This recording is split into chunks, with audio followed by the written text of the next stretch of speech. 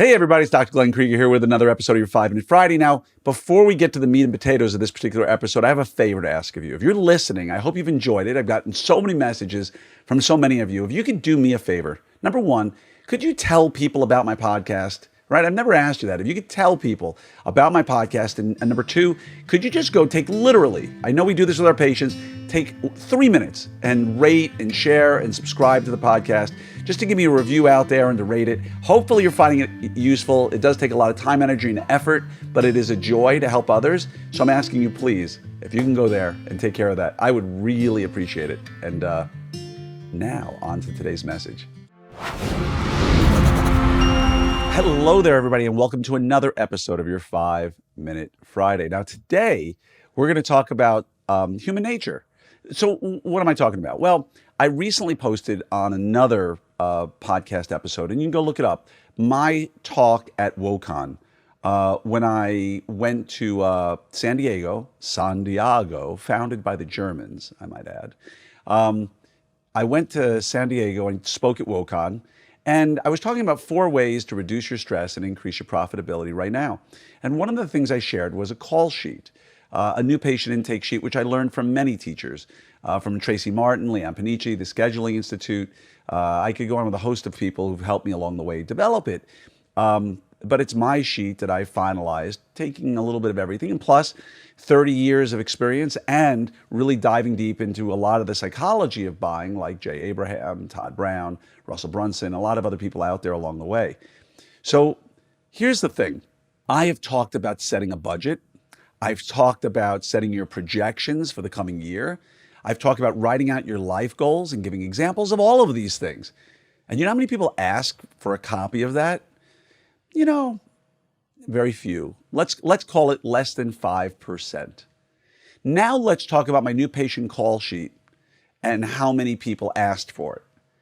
More than I've ever had any other document ever asked for. Now, why is that? Is there something sacrosanct about a call sheet that, you've got to see mine because it came from Moses at Sinai? Why would everybody want to see my call sheet for new patients intake and not want to see my pro forma, my projections for the coming year, or not want to see how I've written my life? I've shared all of these things, and I know how many downloads there are of them. Why is that? You know why? Because you people out there, I'm talking to you, are lazy. Yeah, you're lazy. What does that mean? Now, obviously, I don't mean to insult you. I'm calling you out the same way I would call myself out. Why? Because a new patient call sheet, you're going to take it and you're going to give it to your front desk and say, learn this, use it, do it. But you can't do that with a projection. You can't do that with life goals. You can't do that with setting your budget. You need to do that. So all of a sudden, when it comes down to somebody having to do something themselves, nobody wants to jump in and do it. But when it comes to giving something to someone else, everybody wants a piece of it. What kind of leadership and management is that? Now, I developed my call sheet. I developed my pro forma. I developed my own projections for the coming year. I form my own goals and my own budget numerous times. You can do this. Don't give me any excuses about why you can't set your goals for 2023. And I'm not talking about, spending 3 minutes while you're in the bathroom thinking about 2023. I'm thinking about sitting down at a quiet time in a room where nobody's around, with your computer off, with your phone away, writing down what would make you happiest at the end of 2023. If 2023 ended tomorrow and you looked back and said, this was the best year ever, what did that mean? Maybe it involves production and hitting a certain number. Maybe it involves overhead and getting it down to a certain point. Maybe it involves time off and being able to travel the world or do whatever you want to do. And please stop it. You've heard me on my soapbox with I want to spend more time with my kids. I don't want to hear that anymore. It's total BS. It's totally a social media ploy that people have fallen into, with the same reason why you'll see people post nothing on their Instagram except their kids, right?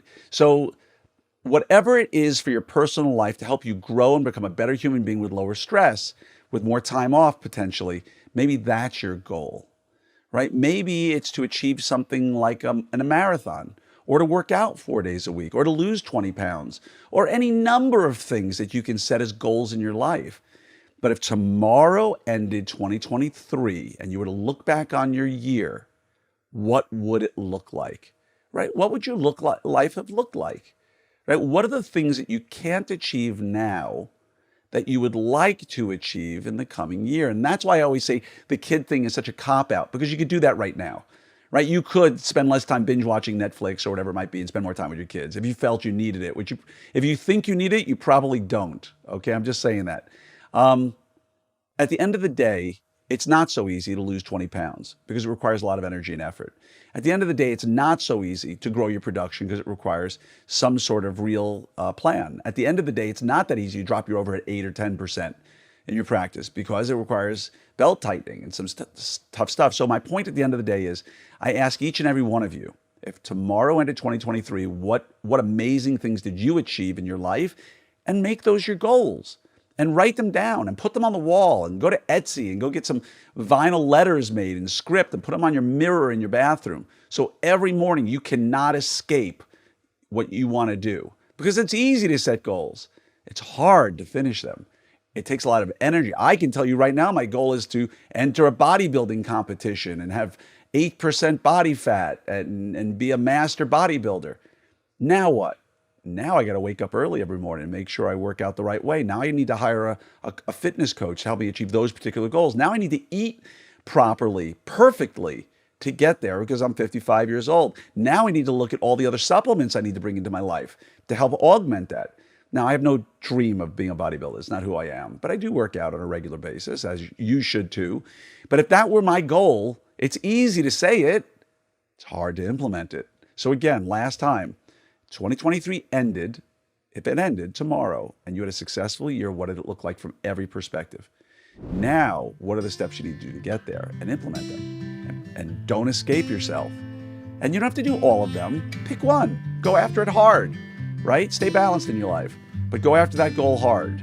And when you achieve it, go after the next one and make your 2023 amazing. Love each and every one of you. I'm always here if you need me. Have a great day.